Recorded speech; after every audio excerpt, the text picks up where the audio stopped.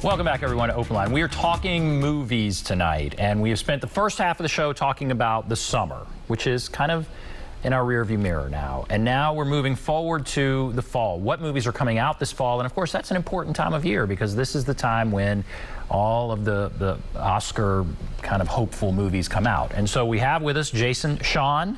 He is a film critic here in Nashville, writes for the Nashville Scene.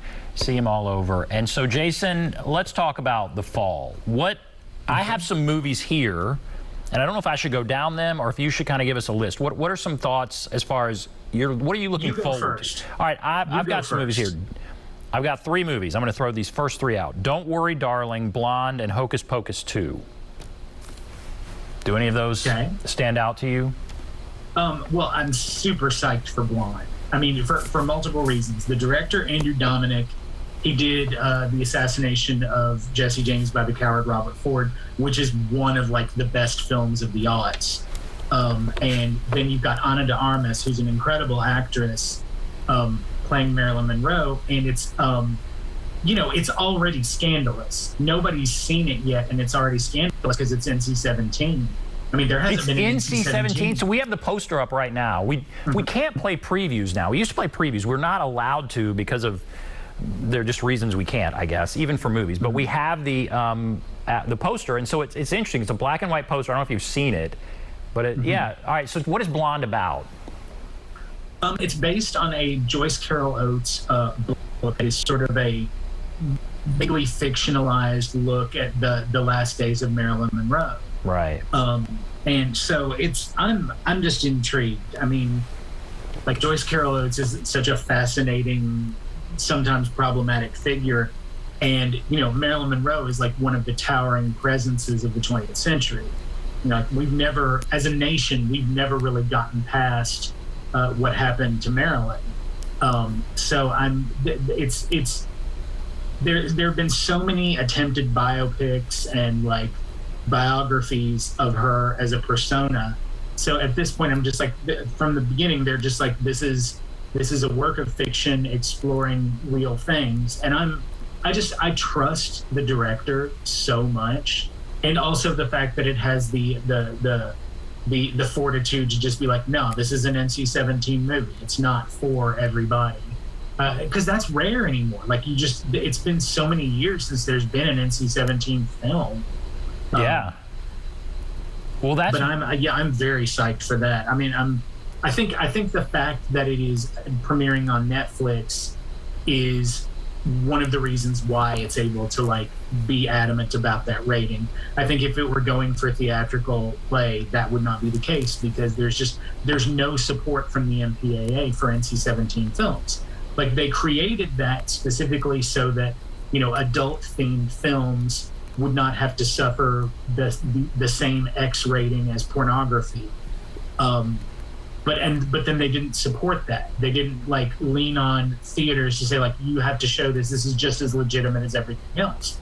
So it's sort of like you did this completely empty gesture in 1990, and what has come of it. So yeah, I'm interested. I love scandal. I love a film that is causing an uproar and not for foolish reasons. Like I don't like it when like, oh well, the person in it did something horrifying. That sort of thing. That's not what I'm talking about. I'm talking about a film that, because of its ideas or content, is just people don't even know how to process that. I live for that sort of thing. So I didn't know I walked into that. So Blonde is one that's really very interesting. Okay. All right. What else? All right. I threw out those other 2. I don't know if you want to talk about them or what are some on your radar? I'm interested in Hocus Pocus 2 just because like those are 3 amazing actresses. And, I saw the first one when I was young. Let's just say young. Yeah. 30 years ago? Time is cruel. But, it's become a very beloved cult film in recent years with, I think, the generation after me. Like the folks who are like, probably like the millennials, the elder millennials, I think.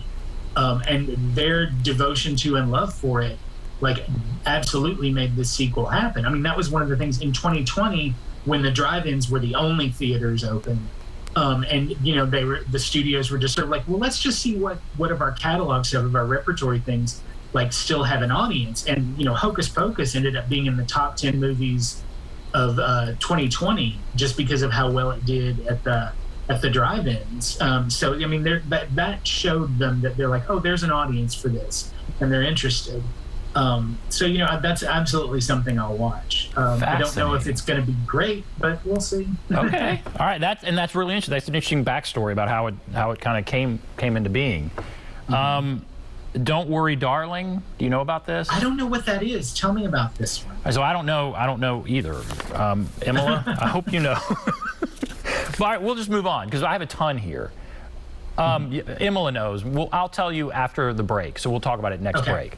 All right, what's on your radar for the fall? Well, I'm in the process of getting ready, hopefully, to go to Lincoln Center for the New York Film Festival this year.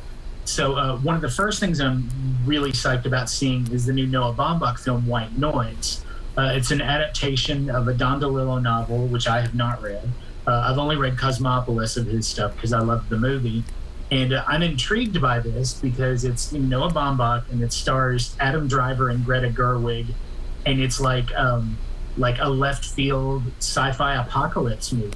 And I'm intrigued by this because I knew nothing about it other than the fact that it was a book that was beloved by my smartest friends, my friends who understand what's up in literature and things, love that book. So I'm like, okay, this is either going to be amazing or terrible, and I love that. I love a film that's just no middle ground here. It's you're either going to love this or you're going to hate it. But no half measures. So I'm very psyched for that. And what's that called again? What's that called? White Noise. White Noise. And that'll have a wide release, right? It's not just at the film festival there. That's going to be Netflix, I think.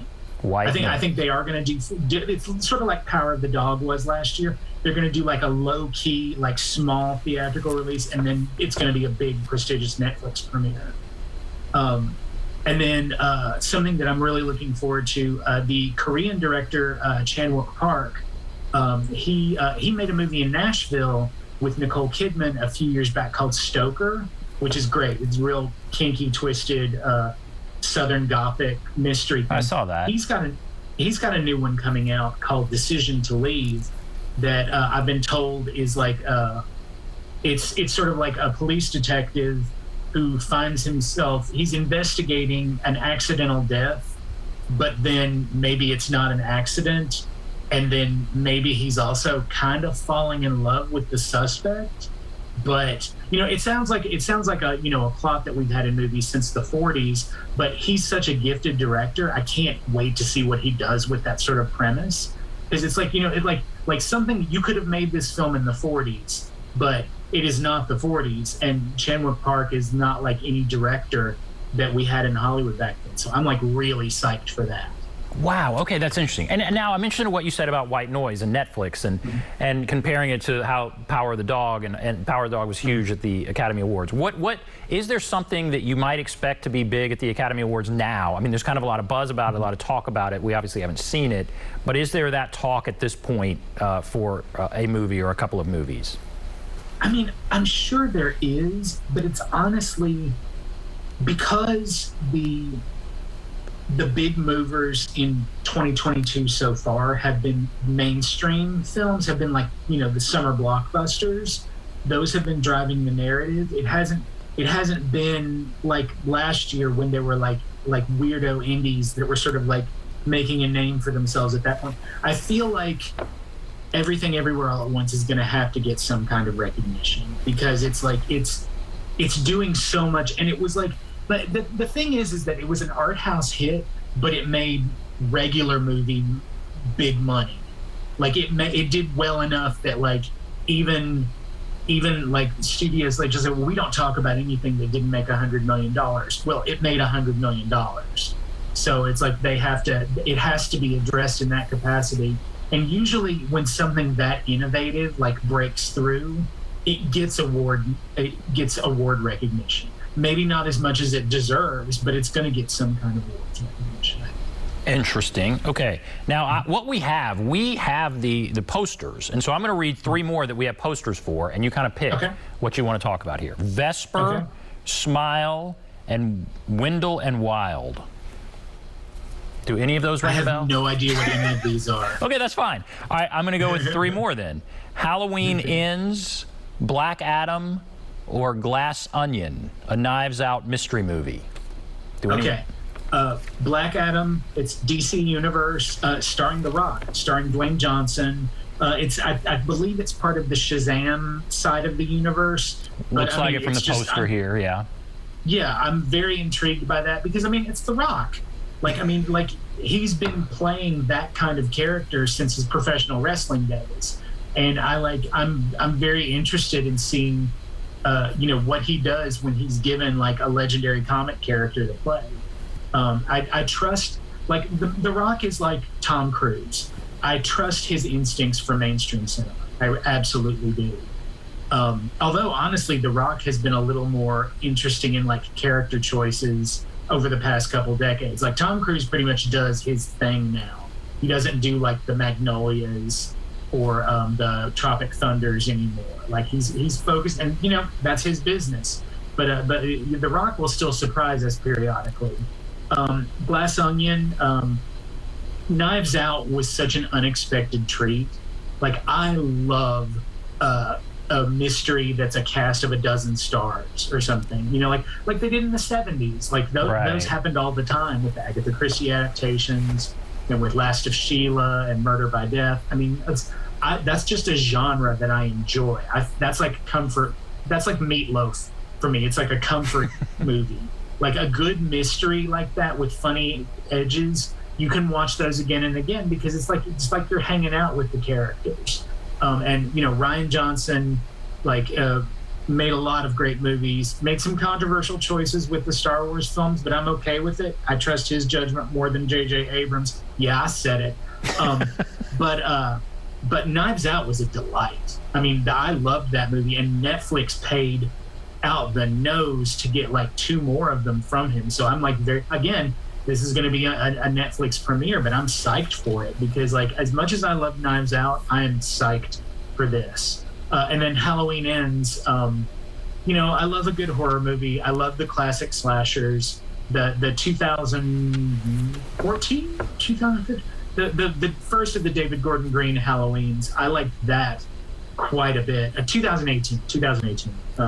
Halloween. I really enjoyed that quite a bit.